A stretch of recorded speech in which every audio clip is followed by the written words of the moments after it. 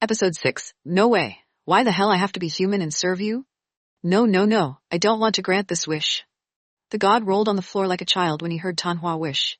He had lived a good life as a god, so why the hell he should be human and serve this girl?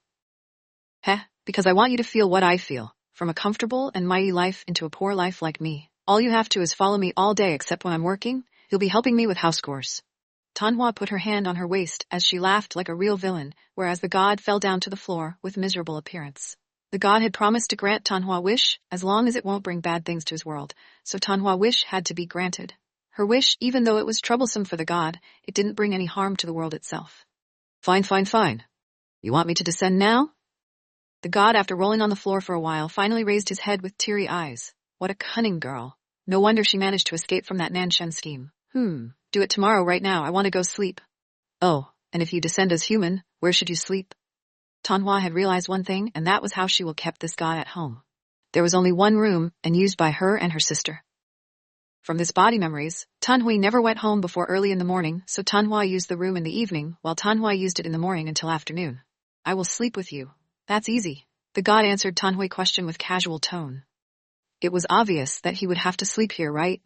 If he didn't, then where will he sleep later? He will fully become a human tomorrow. He would need to eat and sleep too. What? You are a man and I am a grown-up woman. How can we sleep in one room? Tanhua knitted her eyebrow hearing the god casual answer. Is this god an idiot or what? Well, I'm not technically a man. You know, I just use this appearance as this appearance is your preference, isn't it? In other words, I have no gender. I can become man or woman. I'm free. I can appear to be a child, a baby, and teenager, adult, or even old people. The god raised his handsome eyebrow with Tanhua complaint. Is this girl an idiot or what? Sorry, my fault then. Okay, from tomorrow on, you will be a human and stay with me. Also change your hair color to blonde and your eyes color to blue. And please dress up like people in this world do. After all, if she remembered it right, no one she met in this world wore jeans and shirt, right? That was also weird. Heish, let's just think about it tomorrow. Okay, as for my face, this one is to your liking, right? The god chuckled after he made agreement with Tanhua. He did choose this appearance based on Tanhua's preference of man. Yeah, it's good enough even though it can't be compared to Renyuan or Nanshen. Tanhua rubbed her chin with a serious look as she observed her new comrade in miserable life. Whatever. I'll also not be able to use my power when I descend as a human, so I will totally be a normal human. Do you still wish for this wish of yours to be granted? I mean, you could have asked for a cheat or something. The god for the last time offered his suggestion to Tanhua. After all, he will be normal human aside from his super wide knowledge. Wouldn't it be better to ask for a cheat?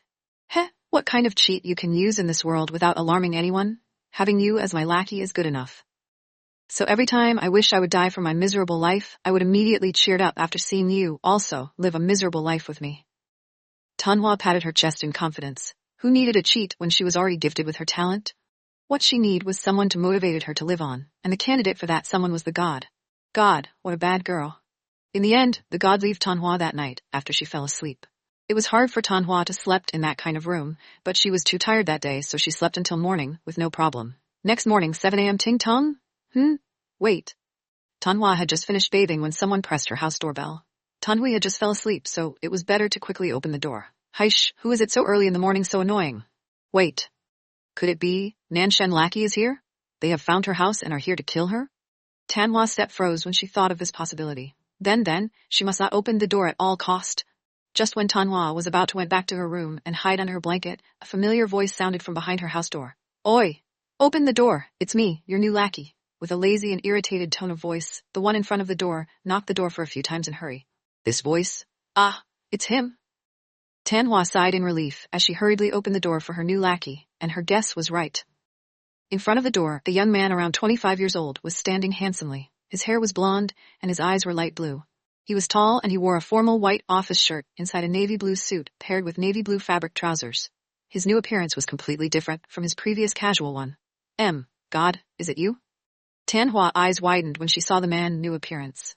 The young man in front of her was clearly several years looked older than when he was yesterday night. Also, he wore a formal attire, looking like a handsome CEO instead of a lackey. His blonde hair and blue eyes were beautiful, and one would immediately knew that the man was a foreigner. Yo girl, how is it my new appearance? Handsome, right? With a wink, the man who was the failure god from yesterday night strode into Tanhua's house without her even permitted him. Yeah, you are absolutely handsome, but what's with the suit?